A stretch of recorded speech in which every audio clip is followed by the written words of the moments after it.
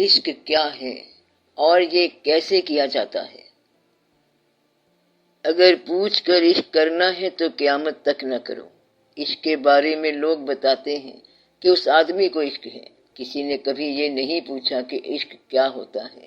عشق کا یہ بھی اعجاز ہے کہ عشق جس کے دل میں موجود ہے اس کو یہ نہیں پتا ہوتا کہ عشق کیا ہے۔ عشق اور معشوق کا جلوہ ہر جگہ ہے، اس کی تعریف نہیں ہو سکتی۔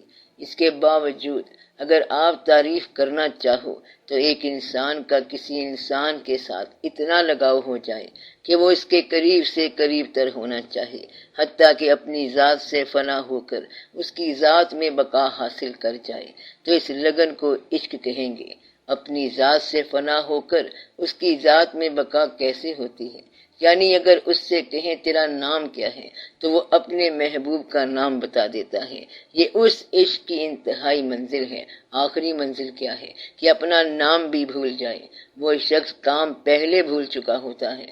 اس کو یوں سمجھ لو کہ ریت کا ذرہ صحرا میں مل گیا تو وہ صحرا ہو گیا، اب وہ ذرہ نہیں رہ گیا۔ اسی طرح قطرہ دریا میں مل گیا تو وہ دریا ہو گیا۔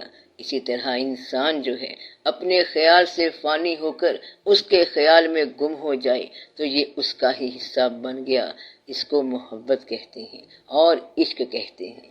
یہ بزرگوں نے اس کا نام رکھا ہے اور اس کائنات میں یہ اللہ کی عطا سے ہوتا ہے اور کسی فارمولے سے نہیں ہوتا، کیونکہ آج تک کسی کو عشق کا فارمولہ سمجھ نہیں آیا کہ ایک آدمی کو دوسرے آدمی سے محبت کیوں ہو گئی۔ آپ لوگ اس کا کوئی جواز بتاؤ گے لیکن یہ کسی کو سمجھ نہیں آئی۔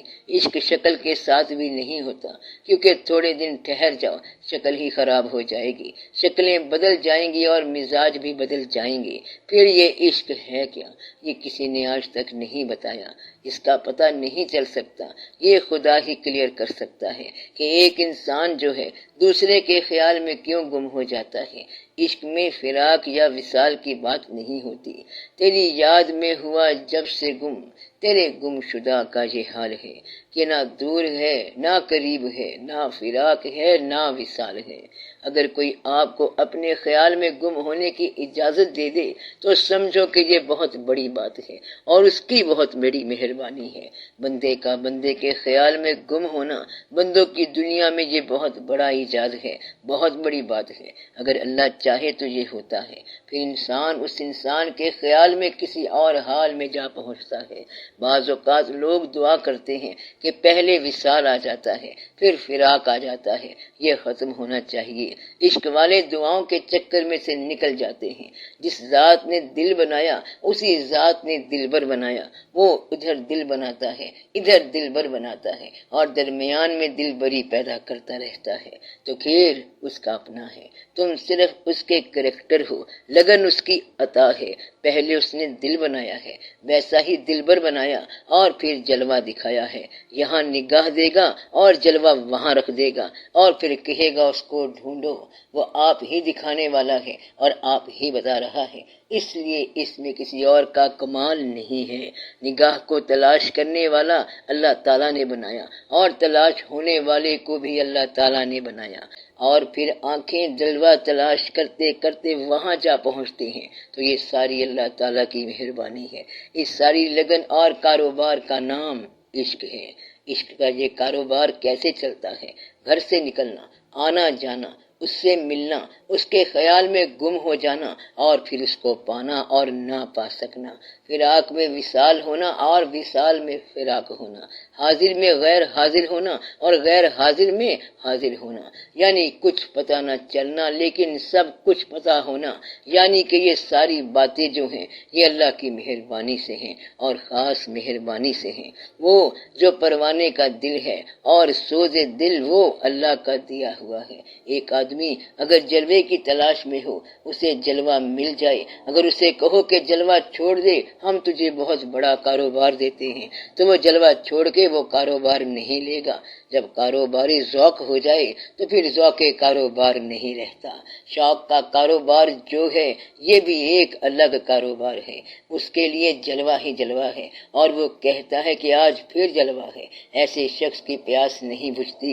عشق اس کو کہتے ہیں کہ ایک آدمی دیکھ کے آیا اور پھر دیکھنے چلا گیا، کہتا ہے دیکھا ہے پھر بھی دید کی تلاش ہے، اس کی تلاش کبھی ختم ہی نہیں ہوتی، وہ ہمیشہ ہی تلاش میں رہتا ہے، ہمیشہ ہی گردش میں رہتا ہے، اس آدمی کو متلاشی کہتے ہیں، عشق کرنے والا کہتے ہیں، عاشق کہتے ہیں۔ تو محبوب اور محب کے درمیان تعلق کو محبت کہتے ہیں، عاشق اور معشوق کے درمیان تعلق عشق ہے، یعنی کہ ایک آدمی کا دوسرے آدمی کے خیال میں گم ہونا، کہ وہ اس کے قریب ہونا چاہے حتیٰ کہ اپنی ہستی سے مٹ جائے یا مٹ جانا چاہے، اور محبوب کی ہستی میں قائم رہنا چاہے کہ اس کی وجہ سے اس کا پتہ چل جائے اور میرے مرکز سے اس کا پتہ چل جائے، تو یہ اگر اللہ تعالیٰ عطا فرمائے تو ہوتا ہے، ورنہ عشق وضاحتوں سے نہیں ہوتا۔ دیکھنے والے اور دنیا والے کہتے ہیں کہ اسے کیا ہو گیا ہے، اس کے محبوب میں تو کوئی خاص بات نظر نہیں آتی، تو اگر ایک دیوار ہو اور کسی کو اس دیوار پہ جلوہ نظر آ جائے تو وہاں یہ محو ہو جائے گا، اور جس کو نظر نہیں آیا وہ محو نہیں ہوگا۔ ایسا جلوہ اللہ تعالیٰ دکھاتا ہے، جلوہ آفتاب کا ہے اور روشن دیوار ہے، اگرچہ دیوار بے جان ہے لیکن دیکھنے والے کے لیے جلوہ ہے۔